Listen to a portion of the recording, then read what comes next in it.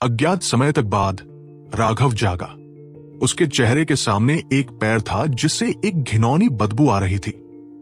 कितनी जानी पहचानी महक है, कितना जाना पहचाना स्वाद है। क्या ये मेरा ही पैर नहीं है? आधत, कितना दर्द हो रहा है। एक पल बाद ही राघव को एहसास हुआ कि उसने एक बेहद मुश्किल पोज पूरा कर लिया था। उसका शरीर सिकुड़ा हुआ था, उसका नितंब बट उसके सिर पर टिका हुआ था और उसके पैर उसके सामने थे। जब उसे यह महसूस हुआ तो उसे अचानक अपने पूरे शरीर में जोरदार दर्द भी महसूस हुआ। उसने महसूस किया कि उसका कंकाल पूरी तरह से टूट चुका था। इस स्थिति से बाहर निकलने के दर्द को सहते हुए उसने डिवाइन लाइफ एलिक्सर का एक घूंट निगल लिया। उसकी हड्डियां धीरे धीरे ठीक हो गई। बस कुछ ही सांसों में वो हिलने डुलने लायक हो गया। उसने उस बर्तन को पकड़ा जो उससे कुछ ही दूरी पर पड़ा था। बर्तन को जरा भी नुकसान नहीं पहुंचा था। हालांकि दूरी पर एक अथाह गड्ढा था। हजारों मील के दायरे में सब कुछ गायब हो चुका था।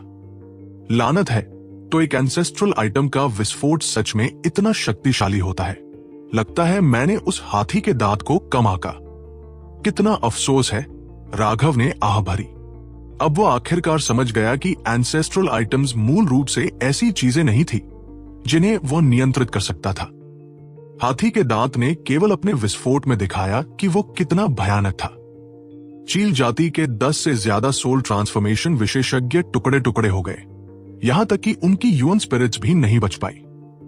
लेकिन उसके पास हाथी के दांत को फेंकने के अलावा कोई चारा भी नहीं था। उसने जमीन पर थूका। इन लोगों से कुछ हासिल करने के बजाय उसने आखिर में एक एंसेस्ट्रल आइटम खो दिया। एक सेकंड रुको, राघव जाने ही वाला था जब अचानक उसके दिमाग में एक ख्याल आया। उसने अपनी आंखें बंद कर ली और अपनी डिवाइन सेंस फैलाई गड्ढे के किनारों को ढूंढने लगा। है जैसा कि उम्मीद थी, अभी भी कुछ हासिल हुआ है। राघव ने मिट्टी के ढेर से एक स्पेशल रिंग खोद निकाला। यह कहने की जरूरत नहीं थी कि यह सोल ट्रांसफॉर्मेशन एक्सपर्ट में से एक का था। अगर किसी हमले से सीधे टक्कर हो तो एक स्पेशल रिंग तुरंत फट जाएगा और अंदर जो कुछ भी होगा वो अंतरिक्ष के अराजक प्रवाह, कियोटिक फ्लो में खिंच जाएगा, हमेशा के लिए गायब हो जाएगा। लेकिन जब तक यह सीधे टक्कर नहीं थी तब तक उसके बचने की संभावना थी। पहले उसने प्राचीन जाति के 5 विशेषज्ञों को मार डाला था और उनके भौतिक शरीर चले गए थे। हालांकि उनके स्पेशल रिंग्स बचे हुए थे। बस इतना था कि वे अभी भी उनकी ह्यूमन स्पिरिट्स के हाथों में थे। लेकिन वे human spirits blazing dragon cauldron में थी और सोल डिवाउरिंग वायलेट फ्लेम से सील थी। उनके भागने का कोई रास्ता नहीं था। जल्दी से तलाशी लेते हुए राघव को 6 स्पेशल रिंग्स मिले। उसने पूरे गड्ढे की जांच की, लेकिन उसे और कुछ नहीं मिला। वे अन्य स्पेशल रिंग्स नष्ट हो गए होंगे। 6 सोल ट्रांसफॉर्मेशन एक्सपर्ट्स की दौलत सच में बहुत ज्यादा है। राघव ने अंदर देखा। वहां काफी अच्छी चीजें थी, लेकिन वहां हथियार, कल्टीवेशन टेक्निक्स और औषधीय गोलियां भी थी जो प्राचीन जातियों के लिए विशेष थी। इंसान उनका उपयोग नहीं कर सकते थे। उसके पास उन्हें ध्यान से देखने का समय नहीं था। वह तेजी से निकल गया। उसे दूसरे प्राचीन जाति के विशेषज्ञों के पकड़ने का डर था। हालांकि चील जाति से नहीं आने वाले अन्य सोल ट्रांसफॉर्मेशन विशेषज्ञों और उनसे नीचे के लोग उसे पकड़ नहीं पाए थे, लेकिन उसने वो खतरा मोल लेने की हिम्मत नहीं की। वो अभी अभी निकला ही था कि अपनी पीठ पर एक बड़ी तलवार लिए हुए एक आकृति गड्ढे के ऊपर दिखाई दी। इस दृश्य को देखकर वो अपना सिर हिलाने से खुद को रोक नहीं पाया। वो छोटा बच्चा सच में बेरहम है। कोई आश्चर्य नहीं कि वह देवदत्त के साथ दोस्ती कर पाएगा। बुरा नहीं, बुरा नहीं। इतना कहकर वो लंबा आदमी गायब हो गया। पीछे केवल ये विशाल छेद छोड़ गया जो एक खुला मुंह था और इस खूनी लड़ाई की कहानी सुना रहा था। 3 दिन बाद राघव एक विशाल माउंटेन पास, पहाड़ी दर्रे के सामने पहुंचा। यह हेवन स्प्लिटिंग बैटल सेट का प्रवेश द्वार था। वो एक दिन तक भागा था और फिर आराम करने के लिए जगह ढूंढ ली थी। उसने आगे बढ़ने से पहले अपनी चरम स्थिति तक खुद को ठीक किया। चाहे कुछ भी हो, हेवन स्प्लिटिंग बैटल सेक्ट उसके लिए एक दूसरे संप्रदाय जैसा था और वो अस्त व्यस्त दिखते हुए अंदर नहीं जा सकता था। उसके सामने एक विशाल पहाड़ था जो दर्जनों मील ऊंचा था। पथरीला पहाड़ बिना घास के एक पत्ती के भी नंगे था। ये एक प्राचीन और उजाड़ हवा से भरा हुआ था। इस पहाड़ की चोटी से एक संकरा रास्ता गुजर रहा था जो एक प्राकृतिक दर्रा जैसा लग रहा था। दूर से देखने पर ऐसा लग रहा था जैसे किसी तलवार ने इस रास्ते को चीर कर खोला हो। इसमें एक जंगली और दबंग स्वाद था। जैसे ही राघव आगे बढ़ा वो और ज्यादा हैरान होता गया। जब वो प्रवेश द्वार से 100 मील दूर था तो एक भयानक ऊर्जा उसकी आत्मा को निशाना बनाने लगी। ये ऐसा था जैसे एक अदृश्य तलवार उसके सिर पर टिकी हुई हो। जब तक वह करीब आने की हिम्मत करेगा उसे मार दिया जाएगा। क्या ये कोई परीक्षा है? राघव रुका नहीं। वह आगे बढ़ता रहा, लेकिन जैसे ही वह आगे बढ़ा दबाव बढ़ता गया। उसने अपनी आंखें बंद कर ली और उस इच्छा शक्ति को महसूस किया। उसके दिमाग में एक विशाल तलवार पकड़े हुए एक आकृति की छवि दिखाई दी। जब वह तलवार गिरी तो आसमान और तारे कांप उठे। Split the heavens, split the heavens. तो यही वह था। पहले तुम्हें आसमान को चीरने की इच्छा शक्ति रखनी होगी और तभी तुम आसमान को चीरने की शक्ति पैदा कर सकते हो। राघव हैरान था। यह एक अत्यंत दबंग सिद्धांत था। कोई आश्चर्य नहीं कि हेवन स्प्लिटिंग बैटल सेक्ट के लोग सभी प्राकृतिक रूप से पागल थे। राघव प्रवेश द्वार से अंदर चला गया। सच कहूं तो इसे माउंटेन पास नहीं माना जा सकता था। यह बस पहाड़ में एक खुला हिस्सा था जो असाधारण रूप से कच्चा और सरल था। फिर भी यह एक भव्य सादगी थी। यह हर चीज को सावधानी से संभालने के बजाय चीजों को स्वाभाविक रूप से आने देने के अर्थ को दर्शाता था।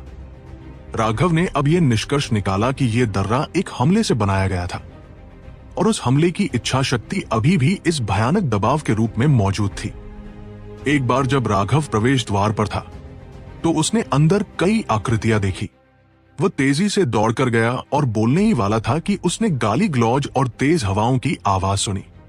हक्का बक्का होकर वो एक कोने से गुजरा और 10 से ज्यादा विशेषज्ञों को लगातार एक दूसरे को कोसते और मारते हुए देखा। उनके मुक्कों की आवाज सीटी बजा रही थी। जिस चीज ने राघव को चौंका दिया वो ये थी कि ये सी एक्सपांशन शिष्य सभी बड़े और मोटे थे जैसे बैल। उनकी सभी मांसपेशियां बहुत ज्यादा उभरी हुई थी। वे जोरों से लड़ रहे थे। उनके मुक्के उड़ रहे थे।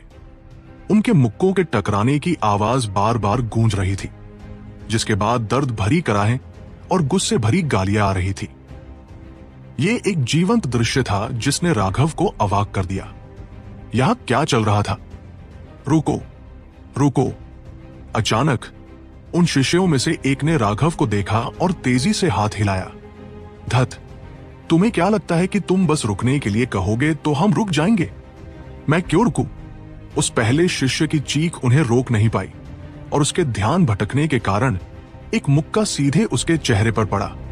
उसकी नाक से खून बह निकला और यहां तक कि उसकी आंखों से आंसू भी बह निकले। ओ एक कमीने, तूने मुझे मारने की हिम्मत की। बस देख मैं तेरे अंडकोश कैसे बाहर निकालता हूं। उस शिष्य ने राघव को नजरअंदाज किया और लड़ाई में फिर से शामिल हो गया। वे 10 से ज्यादा थे और वे सभी बड़े बड़े घावों से ढके हुए थे। राघव का मुंह खुला रह गया क्योंकि उसने इन शिष्यों को जोरों से लड़ते देखा। थोड़ी देर रुको, कोई आया है। एक और शिष्य ने राघव को देखा और चिल्लाया और ठीक उसी तरह उसे एक मुक्के से नीचे गिरा दिया गया। तुम किसे बेवकूफ बनाने की कोशिश कर रहे हो? तुम्हें क्या लगता है कि मैं बेवकूफ हूं? जिस शिष्य ने राघव को देखा उसे एक चाल चलने की कोशिश करने वाला समझ लिया गया। उस पर मुक्कों की बौछार हुई। राघव को अब एहसास हुआ कि यह लड़ाई 2 पक्षों में बंटी हुई थी। उसे नहीं पता था कि वे क्यों लड़ रहे थे, लेकिन उन सभी के मुंह से गालियां निकल रही थी। राघव ने बस उन्हें लड़ते हुए देखा। यह पहली बार था जब उसने ऐसा कुछ देखा था। वे इतनी जोरों से लड़ रहे थे कि उन्होंने उसे पूरी तरह से नजरअंदाज कर दिया। आखिरकार वे सांस के लिए हाफ रहे थे और उन सभी के सिर सूजे हुए थे जो एक सुअर के सिर जितने बड़े थे। शायद उनकी माएं भी उन्हें नहीं पहचान पाती। तभी वे धीरे धीरे रुके। ऐसा लगा कि किसी भी पक्ष को दूसरे पर कोई फायदा नहीं मिला था। बच्चे, तुम कौन हो? तुम हेवन स्प्लिटिंग बैटल सेक्ट में क्यों आए? उनमें से एक आखिरकार राघव की ओर मुड़ा। वो एक मुखिया जैसा लग रहा था। अरे, क्या तुम पहले अपने चेहरे से खून पोंछना चाहोगे? इसे देखना अजीब लग रहा है। राघव को सच में थोड़ा मुश्किल लगा, क्योंकि उस व्यक्ति ने अपनी नाक से टपकते खून को नजरअंदाज कर दिया था। मेरे खून का तुमसे क्या लेना देना? जल्दी बोलो। अगर तुम्हारा यहां कोई काम नहीं है तो तुम्हें भाग जाना चाहिए। हम व्यस्त हैं। उस व्यक्ति ने कुछ खून पोंछा, अधीरता से बोलते हुए। ये जूनियर हूं। मुझे परवाह नहीं है कि तुम जूनियर हो या सीनियर। जल्दी मुद्दे पर आओ। उस व्यक्ति ने उसे काट दिया। सच कहूं तो मैं, राघव मुस्कुराया। धत, क्या तुम्हें इतना धीरे बोलने की जरूरत है? भाइयों, पहले इसे पीटो और फिर हम सुनेंगे कि ये क्या कहता है। उस व्यक्ति ने अधीरता से उसे एक बार फिर काट दिया और एक मुक्के से उस पर हमला किया। अरे, इतना तेज मिजाज रखने की जरूरत नहीं है। तुम्हें खुद को थोड़ा शांत करना चाहिए, वरना भविष्य में तुम्हें तकलीफ होगी। राघव ने उस व्यक्ति के मुक्के को अपनी हथेली से रोका, अपना सिर हिलाते हुए। क्या ये लोग सनकी बैल थे? वे इतने हिंसक कैसे थे कि किसी के बात पूरी करने से पहले ही हमला कर देते थे? धत, तुम कौन होते हो मुझे अपना मिजाज बदलने के लिए कहने वाले? मिलकर हमला करो। बस उस चेहरे को देखकर यह साफ है कि वो अच्छा इंसान नहीं है। तुम एक बंदर की तरह पतले हो, लेकिन तुम चाहते हो कि हम अपना मिजाज बदलें। अगर हम तुम्हें तब तक नहीं पीटते जब तक तुम शिट ईटिंग डॉग, टट्टी खाने वाले कुत्ते नहीं बन जाते, तो तुम खुद को भयानक मान सकते हो। धमाके की आवाज गूंज उठी। राघव ने उनमें से हर एक को एक मुक्का मारा, जिससे वे सभी खून उगलते हुए पीछे उड़ गए। वे केवल सी एक्सपांशन क्षेत्र में थे, जबकि राघव फाउंडेशन फॉर्जिंग क्षेत्र में था। भले ही दोनों पक्ष अपनी आभा जारी न करें, वे उसके स्तर पर नहीं थे। धत, ये बहुत मजबूत है, हम इसे हरा नहीं रखते। उनमें से एक शिष्य चिल्लाया, अपने सीने को पकड़े हुए जहां एक मुक्के ने गहरा निशान छोड़ दिया था। लेकिन बेशक वे बेवकूफ नहीं थे।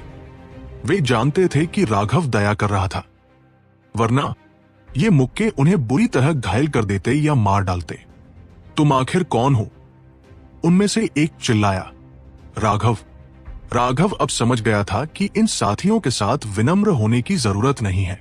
वास्तव में तुम विनम्र नहीं हो सकते थे, तुम्हें सीधा होना पड़ता था। तो तुम राघव हो। धत, पहले क्यों नहीं बताया? जानबूझकर किया था, है ना? उस शिष्य ने गुस्से में चिल्लाया। राघव ने अपनी आंखें घुमाई। उन्होंने उसे पहली जगह बोलने का मौका ही नहीं दिया था। तुम में से राघव कौन है? इस क्षण सैकड़ों विशेषज्ञ दौड़ते हुए आए। उनकी सभी आभाएं शक्तिशाली थी। वे सभी फाउंडेशन फॉर्जिंग एक्सपर्ट्स थे। तुम राघव हो?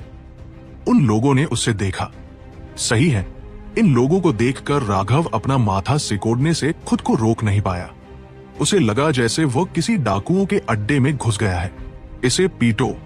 हैरानी की बात है कि इन फाउंडेशन फॉर्जिंग शिष्यों ने बिना किसी स्पष्टीकरण के राघव पर हमला कर दिया।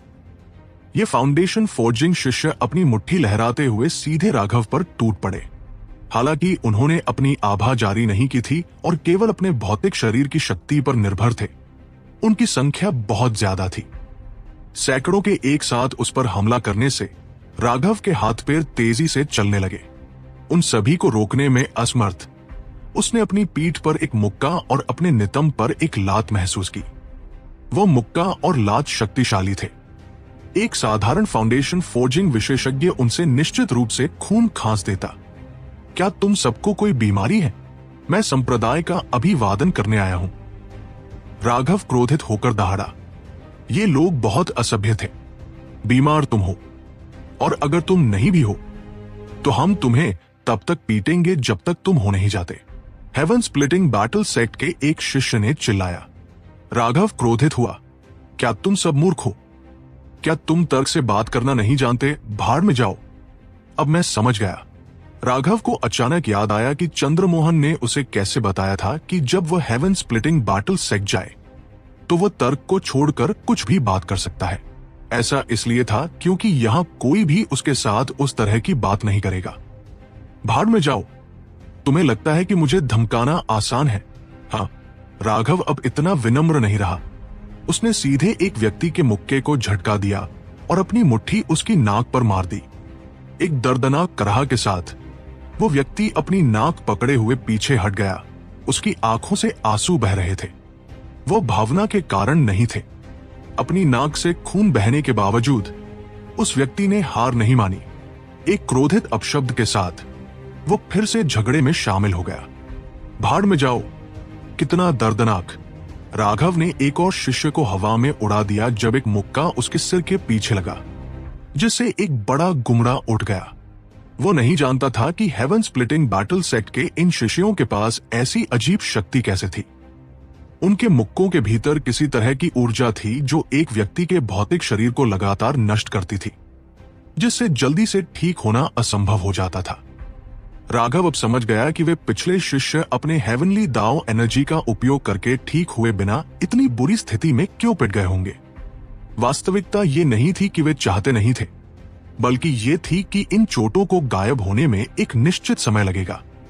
सच कहूं तो ये हेवन स्प्लिटिंग बैटल सेक्ट की विशेष मुख्य तकनीक बैटल गॉड सेक्रेड कैनन का परिणाम था। इसकी शक्ति अत्यंत दबंग थी। अगर किसी को हेवन स्प्लिटिंग बैटल सेक्ट के शिष्यों द्वारा थप्पड़ मारा जाता तो वे बर्बाद हो जाते। उनके चेहरे पर वह निशान कई दिनों के समय के बिना ठीक नहीं होगा। अपने सिर पर अंडे के आकार के गुमड़े को पकड़े हुए राघव क्रोधित हो गया। 3 शिष्यों को अपनी ओर चार्ज करते हुए देखकर राघव ने उनमें से एक पर क्रूरता से एक लात मारी। राघव ने इस लात में हाथ नहीं रोका। वो आदमी पीछे उड़ गया, अपने पीछे की भीड़ में टकरा गया। राघव ने फिर अपनी मुट्ठी दूसरे 2 के सिर पर मारी। अब राघव वास्तव में क्रोधित था। नतीजतन उन दोनों लोगों के सिर अंदर धंस गए और वे बेहोश हो गए। राघव ने उनके पैर पकड़े और उन्हें मानव हथियारों के रूप में इस्तेमाल करते हुए निर्दयी ढंग से घुमाना शुरू कर दिया। दुखद चीखें गूंज उठीं क्योंकि उसके चारों ओर लोगों का एक समूह पीछे टकरा गया। तुम्हें लगता है कि मुझे धमकाना आसान है? मुझे बस पागल होना पसंद नहीं है, क्योंकि जब मैं पागल होता हूं तो मुझे भी खुद से डर लगता है। राघव क्रोधित शेर जैसा था जिसे भेड़ियों के एक झुंड ने भड़का दिया हो। उसकी मुट्ठी नाच रही थी, उन शिष्यों को वापस पीट रही थी। हालांकि ये शिष्य फाउंडेशन फोर्जिंग विशेषज्ञ थे। उनमें से अधिकांश रैंक 5 या रैंक 6 सेलेस्टियल्स थे। इसके अलावा वे भौतिक शक्ति के मामले में राघव के साथ प्रतिस्पर्धा कर रहे थे। जब राघव गुस्से में आया तो उन्हें स्वाभाविक रूप से नुकसान उठाना पड़ा। धत तेरे की, इस लड़के की मुट्ठी कड़ी है। हमें अय्या उनमें से एक लड़ाई की योजना बनाने के बीच में था जब राघव की लात उसके नितंब पर लगी, उसे आकाश में उड़ा दिया। पहले ये लोग राघव पर गिरोह बना रहे थे, लेकिन अब राघव उनका शिकार कर रहा था, जिससे वे चिल्लाने और चीखने लगे। राघव ने उनकी चीखों को नजरअंदाज कर दिया। जब भी वह किसी को पकड़ता वह उन्हें पीट देता। एक अगरबत्ती के समय से भी कम समय में उनमें से अधिकांश जमीन पर थे, जबकि बाकी दुख से भाग गए थे। हम हार गए, हम नहीं लड़ रहे, खुद को बहादुर समझो, किसी ने चिल्लाया। तभी राघव रुका। लेकिन जिस बात ने राघव को हैरान किया वो ये थी कि इन लोगों को बुरी तरह से पीटने के बावजूद वे जल्दी से सामान्य हो गए। उसके द्वारा उन पर छोड़ी गई चोटें जल्दी से गायब हो गई, जबकि दूसरी ओर गड़बड़ी में उनके बीच वार से हुए निशान लंबे समय तक रहे। भाड़ में जाओ, हम तुम्हारा स्वागत करने आए थे। क्या तुम्हें इतना भारी हाथ होना जरूरी था? उनमें से एक ने बड़बड़ाया जब उसने अपनी बाह को झटका दिया। अभी अभी राघव ने उसकी बाह तोड़ दी थी। मैं तुम्हें चेतावनी देता हूं, अगर तुम ऐसे ही व्यवहार करते रहे तो तुम्हारे कोई दोस्त नहीं होंगे, दूसरे ने बड़बड़ाया। उन दोनों ने अभी अभी बात की थी जब एक आकृति दिखाई दी और उन दोनों को लात मारी, उन्हें हवा में उड़ा दिया। छोटे बच्चे, हार तो हार होती है, बड़बड़ाने का क्या फायदा है? और दोस्त बनाने के बारे में वो क्या बकवास थी? क्या तुम हमारे मेहमान को धोखा देने की कोशिश कर रहे हो? एक लोहे के टावर जैसे विशाल आदमी ने कोसा। तीसरे चाचा। राघव प्रसन्न हुआ जब उसने चंद्रमोहन को देखा, वो जिसने ईस्टर्न वेस्टलैंड में उसकी सहायता के लिए आया था। हाँ, तुम बुरे नहीं हो छोटे साथी, तुम मजबूत हो रहे हो, मेरे साथ आओ। ये कहने के बाद चंद्रमोहन ने उन शिष्यों को एक बार फिर कोसा जिन्हें पीटा गया था। उन्हें बेकार होने के लिए कोसा और कहा कि इतने सारे लोगों के एक साथ काम करने के बावजूद वे एक व्यक्ति को नहीं हरा पाए। उन शिष्यों ने अपना सिर नीचा कर लिया और एक शब्द भी नहीं कहा। जब चंद्रमोहन और राघव चले गए तो वे एक बार फिर जीवंत हो गए। पहले उनमें से कुछ राघव के मूल का अनुमान लगा रहे थे और फिर उन्होंने अभी अभी हुई लड़ाई पर चर्चा की। इस चर्चा के परिणाम स्वरूप ये ऐसा था जैसे बारूद में आग लग गई हो। एक व्यक्ति ने कहा कि दूसरे व्यक्ति को सहयोग करना नहीं आता, दूसरे ने कहा कि उसने गलत समझा, और नतीजतन राघव और चंद्रमोहन के ज्यादा दूर जाने से पहले वे एक बार फिर लड़ने लगे। राघव निःशब्द था। क्या ये लोग बहुत जंगजू नहीं थे? वे जब चाहते थे बस लड़ पड़ते थे। बच्चों का बस यही स्वभाव होता है। युवा लोग जीवंत और ऊर्जा से भरे होते हैं, इसलिए अक्सर लड़ना कोई बुरी बात नहीं है, ये उन्हें और मजबूत बनाएगा, चंद्रमोहन ने समझाया। प्रशंसा के साथ उसने जारी रखा, छोटे साथी, तुम काफी कमाल के हो।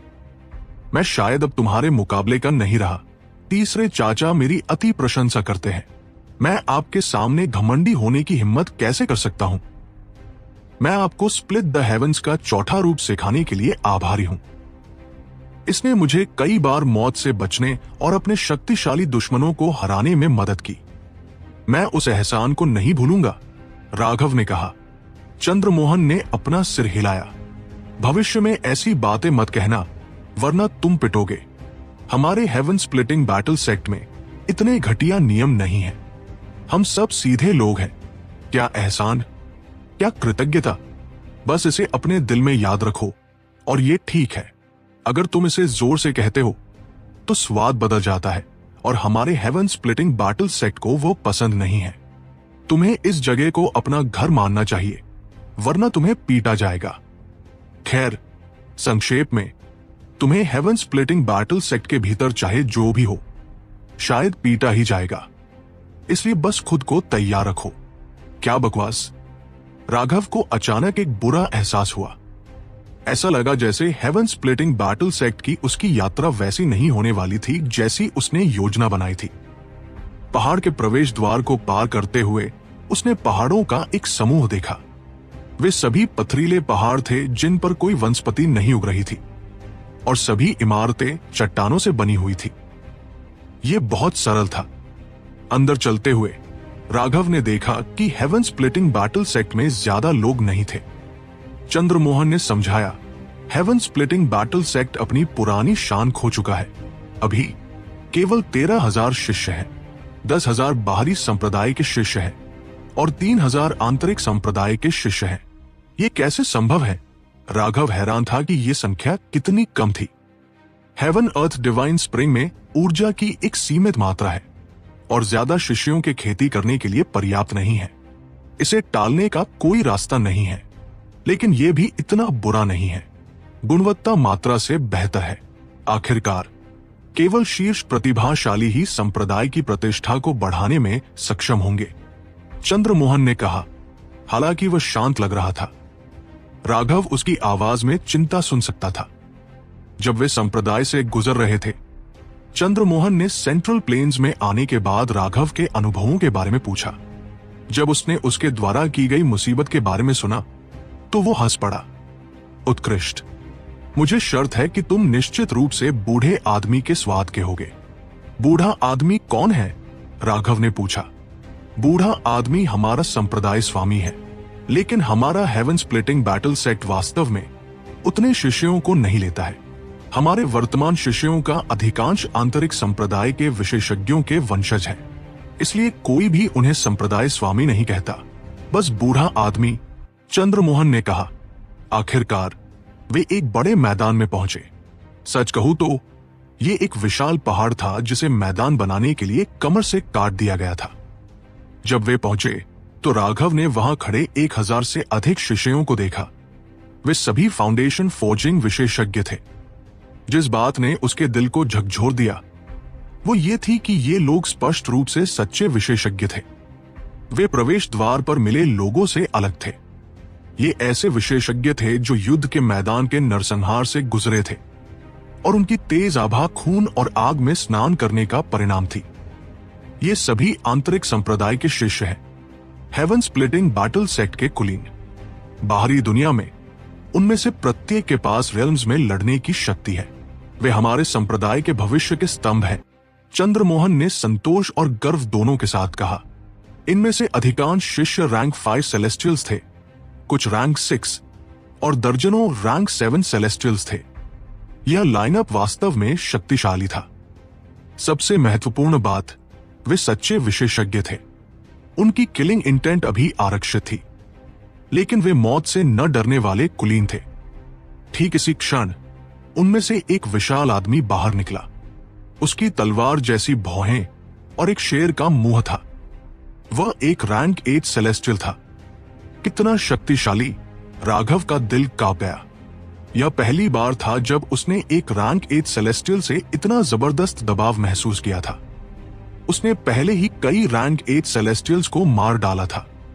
वे एंशिएंट रेस और ब्लड किल हॉल के रैंक 8 सेलेस्टियल्स अविश्वसनीय रूप से शक्तिशाली थे।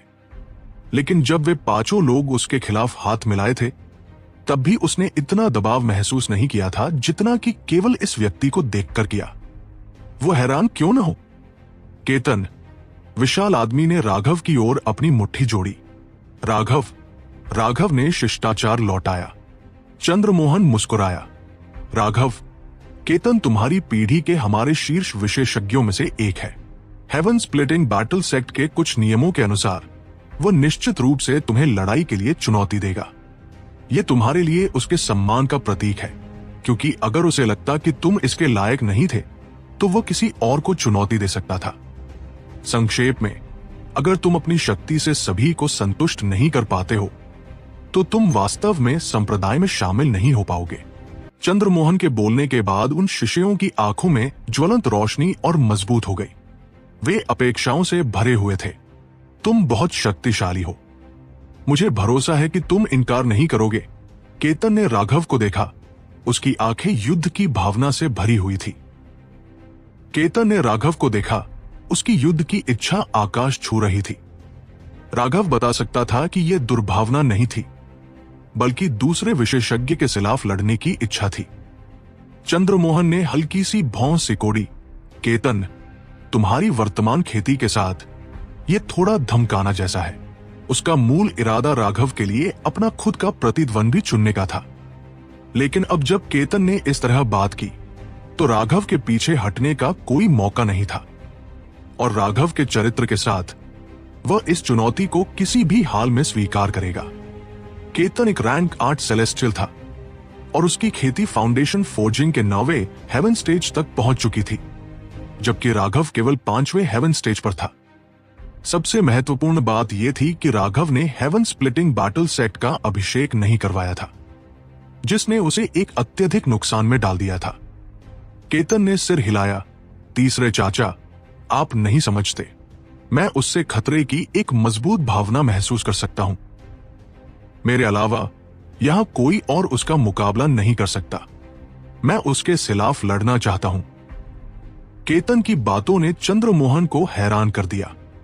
वह राघव के बारे में ज्यादा नहीं जानता था, लेकिन वह केतन की शक्ति से गहराई से वाकिफ था। उसे खुद एक किंग होने के नाते भी केतन को हराने का कोई भरोसा नहीं था। केतन का राघव से खतरे की तीव्र भावना महसूस करना, इसका मतलब था कि राघव के पास केतन को हराने की शक्ति होनी चाहिए। राघव थोड़ा संकोच कर रहा था। चलो इसे भूल जाते हैं। लड़ना मेरी विशेषता नहीं है। केतन का भाव तुरंत बिगड़ गया। क्या तुम मुझे कम आंक रहे हो? राघव कड़वाहट से मुस्कुराया। नहीं, अगर हम पूरी ताकत से नहीं लड़ते हैं तो ये मजेदार नहीं होगा, लेकिन अगर हम पूरी ताकत से लड़ते हैं तो मैं खुद को पूरी तरह से नियंत्रित नहीं कर पाता हूं। लड़ना वास्तव में मेरी विशेषता नहीं है। राघव की विशेषता लड़ना नहीं थी, वो केवल लोगों को मारने में माहिर था। उस तरह की लड़ाई जहां हर हमला अपने प्रतिद्वंदी को मारने के इरादे से किया जाता था, कोई सरल प्रतिस्पर्धा नहीं थी। केतन आत्मविश्वास से हंसा, दबंग, लेकिन मुझे ये पसंद है। चिंता मत करो, तुम अपनी पूरी ताकत से लड़ सकते हो, तुम मुझे मार नहीं पाओगे। चंद्रमोहन ने इस बारे में खुद फैसला करने की हिम्मत नहीं की। 1 मिनट रुको, मुझे पहले इसकी रिपोर्ट देनी होगी। अगर वे लड़ना चाहते हैं तो उन्हें लड़ने दो। तुम किस लिए रिपोर्ट कर रहे हो?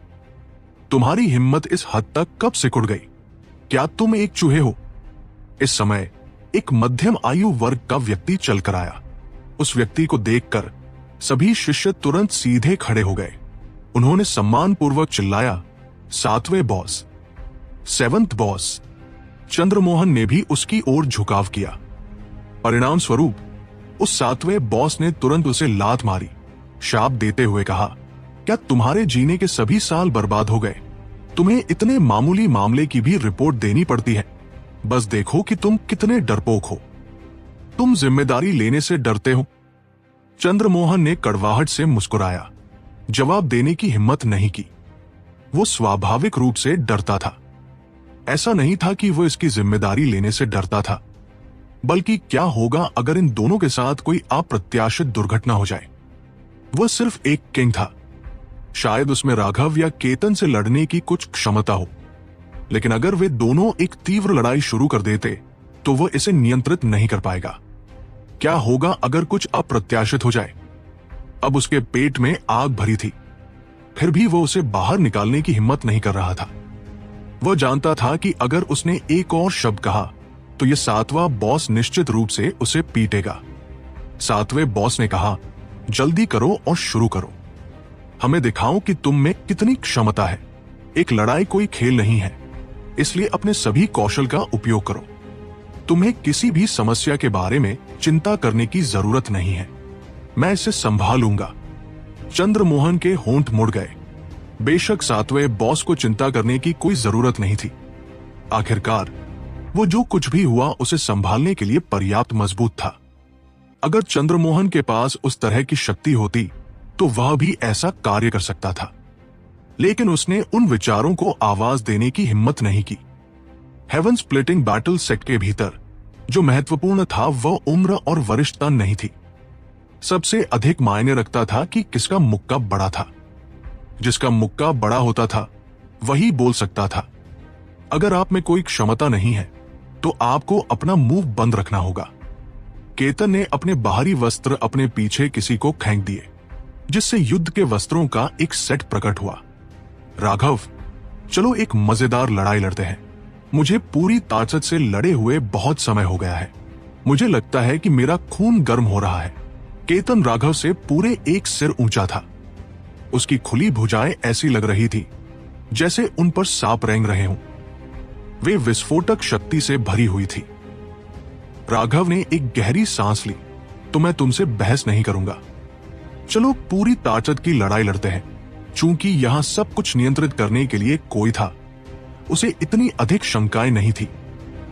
सच कहूं तो राघव भी एक सच्चे विशेषज्ञ के साथ लड़ाई लड़ने के लिए तरस रहा था। उसकी नसों में भी लड़ाकू खून बह रहा था। तो मैं शुरू करता हूं। केतन ने जमीन पर मुहर लगाई। जमीन हिंसक रूप से कांप उठी क्योंकि वह सिर्फ अपने शारीरिक शरीर की शक्ति से राघव पर गोली चला रहा था।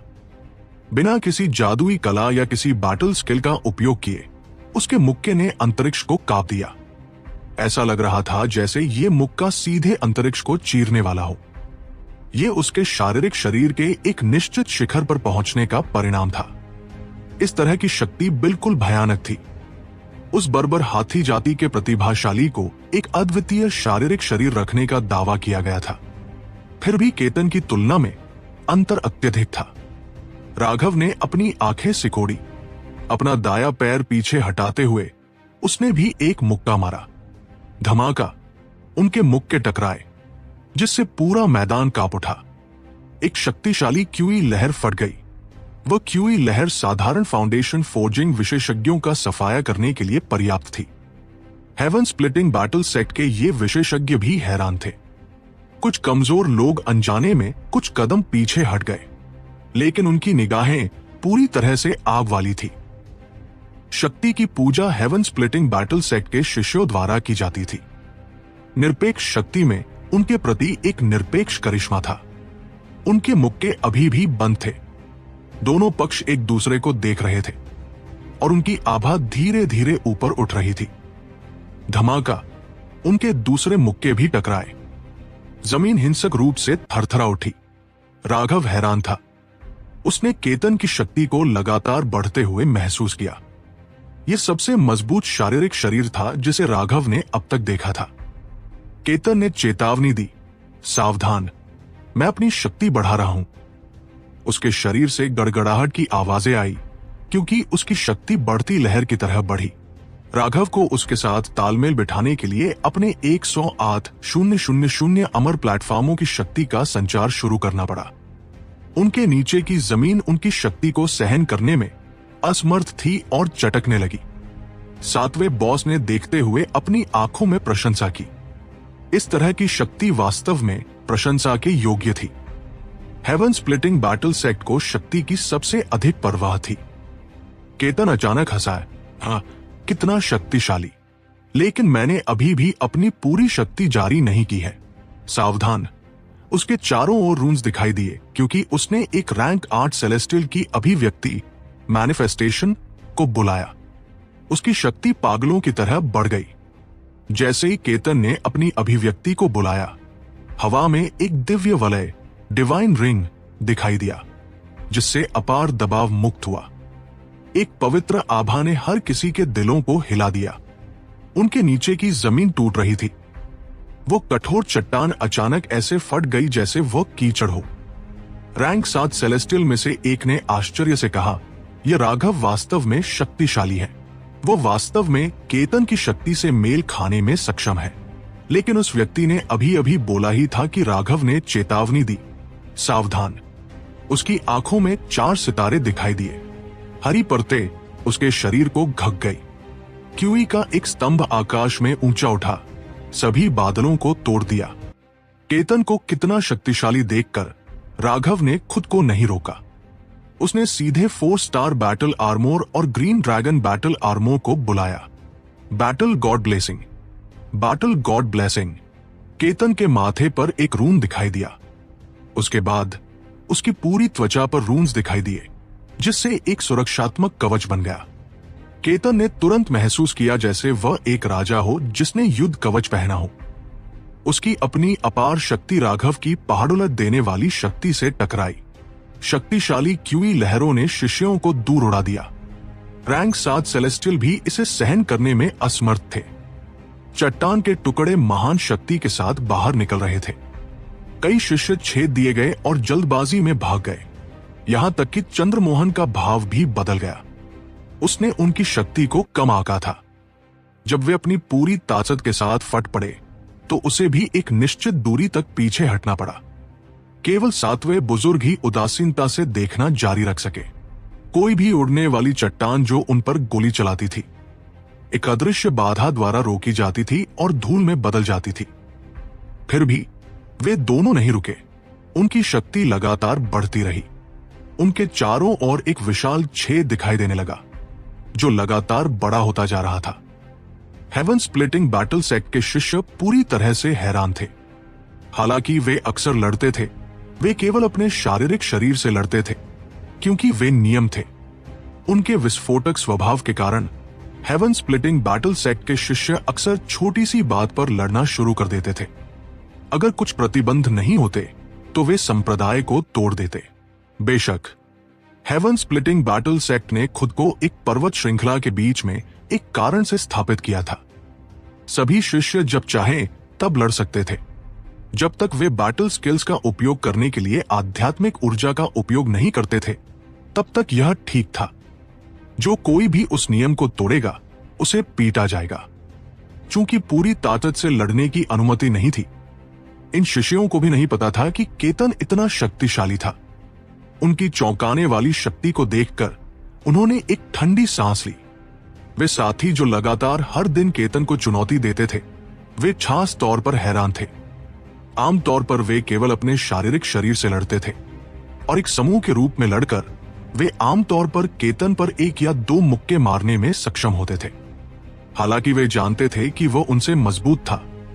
उन्होंने सोचा था कि उनमें उससे लड़ने की कुछ क्षमता होगी, लेकिन अब जब वह अपनी सच्ची शक्ति का उपयोग कर रहा था तो उन्हें अपने बीच का अंतर महसूस हुआ। एक सच्ची जीवन और मृत्यु की लड़ाई में वे केतन का मुकाबला नहीं थे। धमाका! अचानक जमीन फट गई और धूल हवा में भर गई। दो आकृतियां हवा में ऊंची उठीं, उनके मुक्के उड़ रहे थे। सच्ची लड़ाई अभी शुरू हुई थी। राघव और केतन दो गुस्सैल ड्रैगन की तरह आसमान में ऊपर उठ गए, एक दूसरे के चारों ओर चक्कर लगा रहे थे।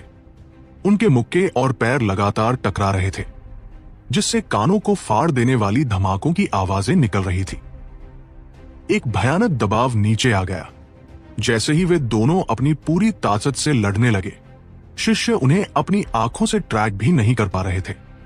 वे सिर्फ पागलपन से लड़ते हुए दो अस्पष्ट आकृतियों को ही पहचान पा रहे थे। क्या भयानक दैत्य है!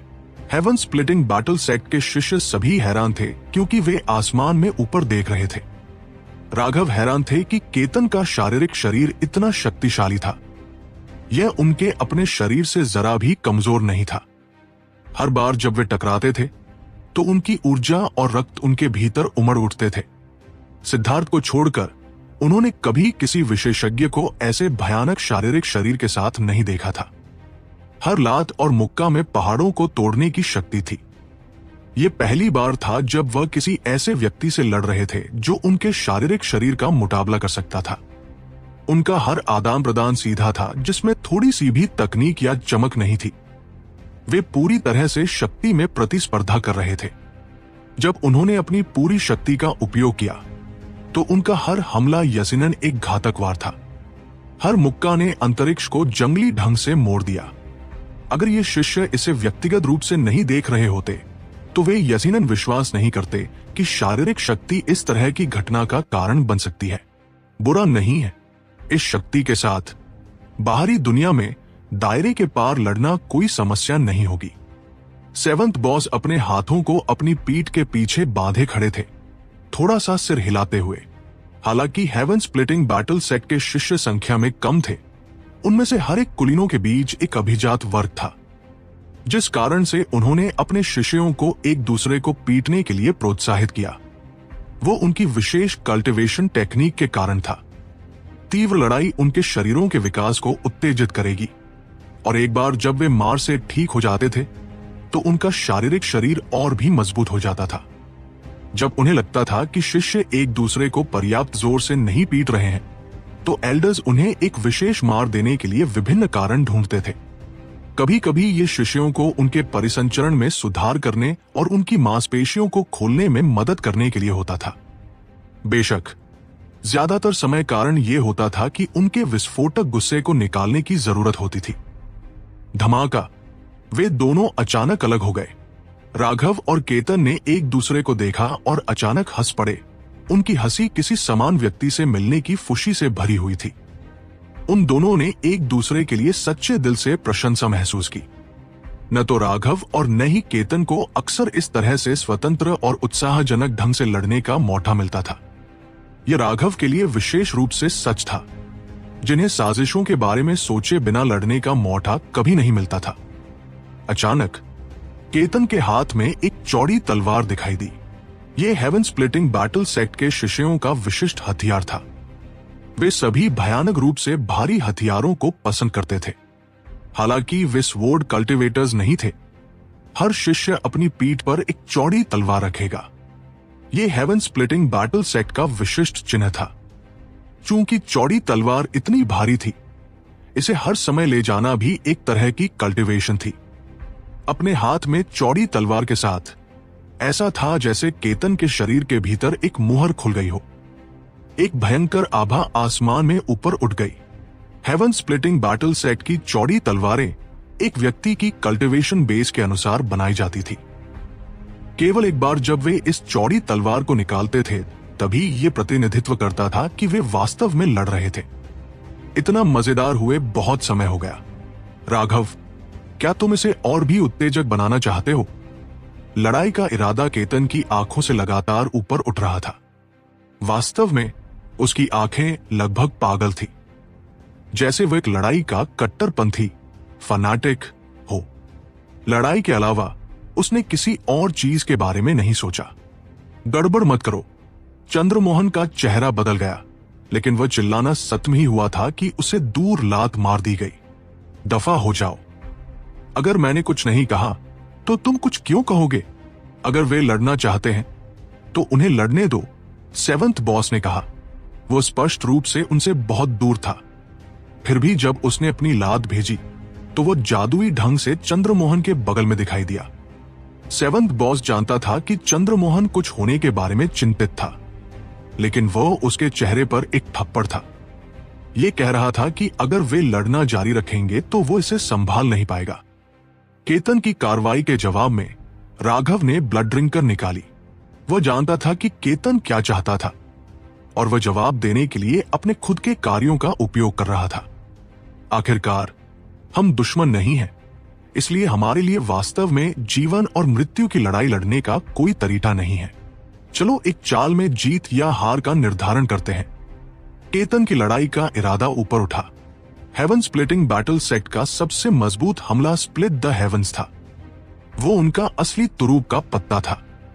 इस तरह की तीव्र लड़ाई के बाद भी वे अभी भी बराबर थे, और चूंकि वे वास्तव में मौत तक नहीं लड़ सकते थे, इसलिए वे कोई भी चाल का उपयोग नहीं कर सकते थे जो वे चाहते थे। लेकिन वे इस तरह से चीजों को समाप्त करने के लिए भी अनिच्छुक थे। इसलिए केतन ने अपना मार्शल वेपन निकाला। अगर वे अपने मुक्कों के माध्यम से जीत का निर्धारण करने में असमर्थ थे तो उनके पास एक अंतिम आदान प्रदान हो सकता था। आओ, मैं भी हेवन स्प्लिटिंग बैटल सेट के अद्वितीय कौशल का अनुभव करना चाहता हूं। राघव ने ब्लड ड्रिंकर उठाई। उससे रक्तलाल रोशनी चमकना शुरू हो गई। सावधान, केतन ने धीरे धीरे अपनी चौड़ी तलवार उठाई। एक अतुलनीय रूप से भयंकर आभा राघव पर टूट पड़ी। उस पल में राघव स्पष्ट रूप से केतन के शरीर में बदलाव को महसूस कर सकता था। उसके पहले एक्यूपंक्चर पॉइंट से उसकी ऊर्जा सुपरइम्पोज होना शुरू हो गई। इसके अलावा राघव ने महसूस किया कि जब केतन ने अपने एक्यूपंक्चर पॉइंट्स को सक्रिय किया तो उसका डैंशन, जो ऊर्जा का एक ज्वालामुखी विस्फोट मुक्त कर रहा था, अचानक शांत हो गया। वो शांति एक बालों को खड़ा कर देने वाली शांति थी। ये एक अजगर जैसा था जो एक घातक वार करने से ठीक पहले जितना संभव हो कसकर कुंडलित हो गया था। राघव ने देरी नहीं की। उसके 4 ऊर्जा सीज और 108,000 इमॉर्टल प्लेटफॉर्म्स घूमने लगे, जिससे उसके एक्यूपंक्चर पॉइंट के माध्यम से अंतहीन ऊर्जा बहने लगी। सेवंथ बॉस ने कुछ झटके के साथ राघव को देखा। वो महसूस कर सकता था कि राघव स्प्लिट द हेवंस का उपयोग कर रहे थे, लेकिन यह मूल संस्करण से अलग था। उनके हथियार चमकना शुरू हो गए और विशाल ब्लेड इमेजेस आसमान में फाड़ गए। वह दृश्य चौंकाने वाला था। हेवन स्प्लिटिंग बैटल सेट के शिष्यों को सभी को लगा कि उनके दिल धड़क रहे हैं। यह शक्ति बहुत बड़ी थी। कितनी ऊर्जा जमा हुई थी। इसे केवल अभी मुक्त किया जा सकता था। अगर इसे बाधित किया गया तो इसे वापस खींचने का कोई तरीका नहीं था, और उपयोगकर्ता शायद वहीं मर जाएगा। उन्होंने सेवंथ बॉस की तरफ देखा और देखा कि उनका चेहरा अभी भी शांत था। उनका उन्हें रोकने का कोई इरादा नहीं था। Split the heavens 4। राघव और केतन ने अपने विशाल ब्लेड इमेजेस को नीचे गिराया। ये एक देवता का हमला जैसा था, जो एक दुनिया को नष्ट करने वाले दबाव से भरा हुआ था।